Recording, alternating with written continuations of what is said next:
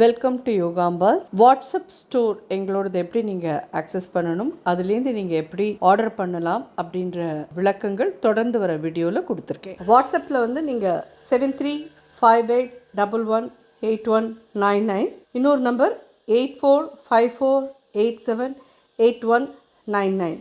இது ரெண்டையும் நீங்கள் வாட்ஸ்அப்பில் யோகாம்பால் ஷாப் அப்படின்னு சேவ் பண்ணிட்டு வாட்ஸ்அப் வழியாக நீங்கள் கேட்லாகை பார்த்துட்டு உங்களுக்கு என்னென்ன தேவையோ அதை ஆட் டு த கார்ட் கொண்டு வந்துட்டு அதை நீங்கள் வந்துட்டு யோகாம்பாஸ்க்கு ஃபார்வர்ட் பண்ணினீங்கன்னா உங்களுக்கு அந்த திங்ஸ்லாம் நாங்கள் அனுப்பி வைக்கிறதுக்கு ரெடியாக இருக்கோம்.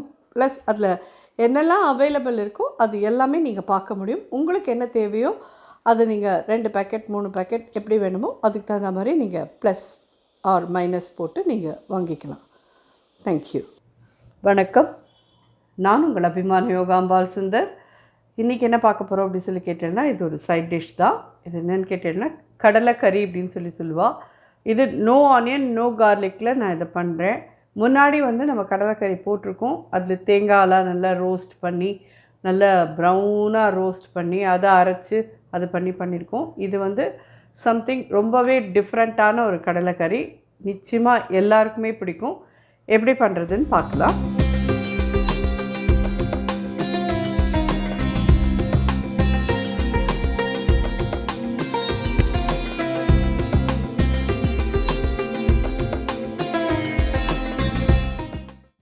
இது என்னென்னு கேட்டீங்கன்னா 2 பெரிய தக்காளி, அது இந்த மாதிரி நிலமாக கட் பண்ணியிருக்கேன்.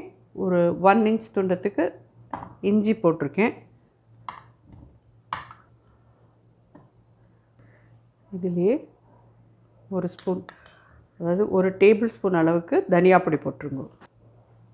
ஒரு 1/2 டீஸ்பூன் அளவுக்கு சீரகத்தூள், ஆம்ச்சூர் பொடி ஒரு 1/2 டீஸ்பூன், மஞ்சப்பொடி ஒரு 1/4 டீஸ்பூன், காஷ்மீரி சில்லி பொடி ஒரு 1/4 டீஸ்பூன், சாதாரண மிளகாப்பொடி ஒரு 1/4 டீஸ்பூன். இது தவிர இதில் சன்னா பத்தேன்னா நல்லா ஒரு 8 ஹவர்ஸ் ஊற வச்சேன். அப்புறமா நல்லா ஒரு 8-10 விசில் வாங்கியிருக்கேன். இந்த மாதிரி நல்ல மைய இதாகிடணும். ரொம்ப எஃபர்ட்லெஸ்ஸாக இது நெசுங்கணும். நம்ம அழுத்தி நெசுங்கிற மாதிரி இருக்கக்கூடாது. இப்படி நெசுங்கினாலே அழகாக அப்படி நெசுங்கணும். நல்லா ஒரு 4 டேபிள் ஸ்பூன் கிட்டக்க இந்த சனாவையும் இதில் எடுத்துக்கோங்க. நல்லா ஒரு ஹேண்ட்ஃபுல் கொத்தமல்லி. இது எல்லாத்தையும் வச்சு அரைச்சின்னு வந்துடலாம். அரைச்சின்னு வந்துட்டு பார்க்கலாம். இது வந்து இந்த மிக்ஸி எனக்கு கொள்ளல, நான் கொஞ்சம் பெரிய மிக்சியில் எடுத்துக்க போகிறேன். மாற்றி தான் அரைக்க போகிறேன். நான் இதில் கொண்டுடுன்னு நினச்சேன், கொள்ளலை. ஸோ இந்த மாற்றி அரைச்சின்னு வந்துடுறேன். ஸோ இது எல்லாமே போட்டு அரைச்சி எடுத்துன்னு வந்துட்டு இந்த மசாலாவை பண்ணோன்னா ரொம்ப ரொம்ப நல்லாயிருக்கும். இது என்னெல்லாம் போட்டேன்னு பார்த்துருப்பேன். 2 பெரிய தக்காளி நீளமாக கட் பண்ணியிருக்கேன். 1 இன்ச் தூரத்துக்கு இஞ்சி போட்டிருக்கேன். அதுக்கப்புறமா ஒரு டேபிள் ஸ்பூன் கிட்ட தனியா பொடி, அப்புறம் 1/2 டீஸ்பூன் ஜீரகப்பொடி, அப்புறமா வந்து 1/2 டீஸ்பூன் காஷ்மீரி சில்லி பொடி, 1/2 டீஸ்பூன் ரெகுலர் மிளகாப்பொடி போட்டிருக்கேன். அதுக்கப்புறமா வந்துட்டு ஒரு ஆம்ச்சூர் பொடி ஒரு 1/2 டீஸ்பூன் போட்டிருக்கேன். கொத்தமல்லி இவ்வளோ வச்சுருக்கேன். சனாவே ஒரு 4 டேபிள் ஸ்பூன் இதில் வச்சுருக்கேன். இது எல்லாத்தையும் அரைச்சின்னு வந்துட்டு உங்களை பார்க்குறேன் நான்.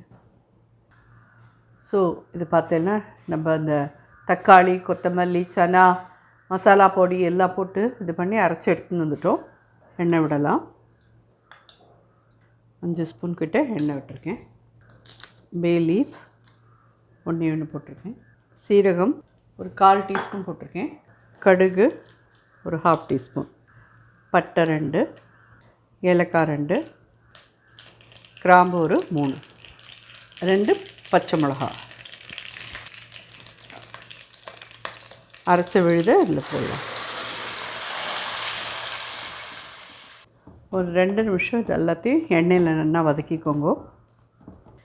இது சனா வேக வச்ச தண்ணியோடு இதில் ஆட் பண்ணிவிடுவோம்.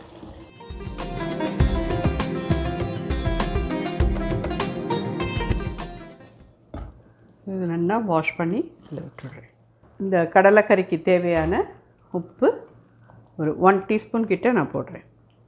நான் எடுத்துன்னு இருக்கிறது எவ்வளோன்னு சொல்லி கேட்டேன்னா நல்லா ஒரு 400 கிராம்ஸ் கிட்ட நான் எடுத்துட்டுருக்கேன். எங்களுக்கு இவ்வளோ தேவை, அதனால் நான் எடுத்துட்டேன். நீங்கள் வந்து இதில் எல்லாத்தையும் கம்மி பண்ணிக்கோங்க. பாதி 200 கிராம்ஸ் போட்டேன்னா போகிறோம். அதே மாதிரி நல்ல பெரிய தக்காளியில் 2-3 தக்காளி எடுத்துட்டுருக்கேன். நீங்கள் வந்து 1 or 2 எடுத்துட்டேன்னா போதும்.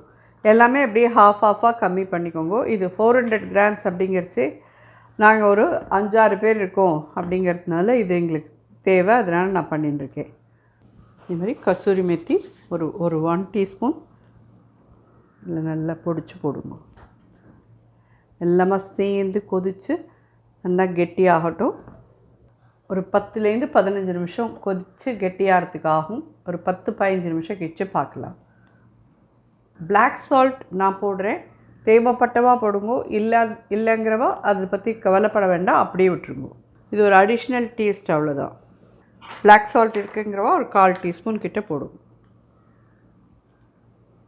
நல்லா கொதிக்கட்டும், பார்க்கலாம். பார்த்தீங்கன்னா நல்லா கெட்டியாக எடுத்து ஒரு 1/2 டீஸ்பூன் கரம் மசாலா பொடி. ஸோ இதோட இப்படியே விட்டுறேன்னாலும் விட்டுருங்கோ.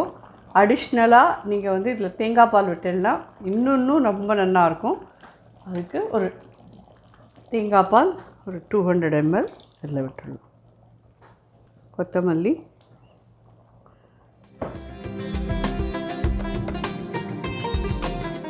நல்ல கருப்பு சனாவோட கடலைக்கறி, தேங்காய் பால்லாம் விட்டு நல்ல ஒரு க்ரீமி, இதோட எவ்வளோ ஜோராக இருக்குது பாருங்க. ஒரு கொதி வந்துட்டு அடுப்பை அணைச்சிடலாம். ஜோரான கடலைக்கறி தயார். இதை நீங்கள் வந்து எதோட வேணாலும் சாப்பிட்லாம். நீங்கள் வந்து புட்டு வச்சுட்டு இதை தொட்டுன்னு சாப்பிட்றதுனாலும் சாப்பிட்லாம், ஆர் சப்பாத்திக்கு சாப்பிட்றதுனாலும் சாப்பிட்லாம், ஆர் ரைஸுக்கு எதோட வேணால், தோசைக்கு எதோட வேணாலும் சாப்பிட்லாம். நோ ஆனியன் நோ கார்லிக்கில் சம்திங். ஏன்னா நிறைய பேர் நோ ஆனியன் நோ கார்லிக்கில் எப்படி பண்ணுறது, எப்படி பண்ணினா நல்லாயிருக்குமா, இது பண்ணி பாருங்கோ, கண்டிப்பாக ரொம்ப நல்லாயிருக்கும். இதில் இன்னும் கொஞ்சம் உங்களுக்கு புளிப்பு வேணும்னு ஆசை இருந்ததுன்னா ஒரு 1/2 மூடி எலுமிச்சம்பழம் புழிஞ்சுட்டேன்னா ரொம்பவே நல்லாயிருக்கும். பரமாறுறதுக்கு முன்னாடி நீங்கள் 1/2 மூடி எலுமிச்சம்பழத்தை புழிஞ்சுக்கோங்க. நல்லா சுட சுட இது மாதிரி பண்ணி சாப்பிட்டேன்னா ரொம்ப நல்லாயிருக்கும். கண்டிப்பாக ட்ரை பண்ணி பார்த்துட்டு எப்படி இருந்தால் எனக்கு ஃபீட்பேக் தருங்க. நன்றி.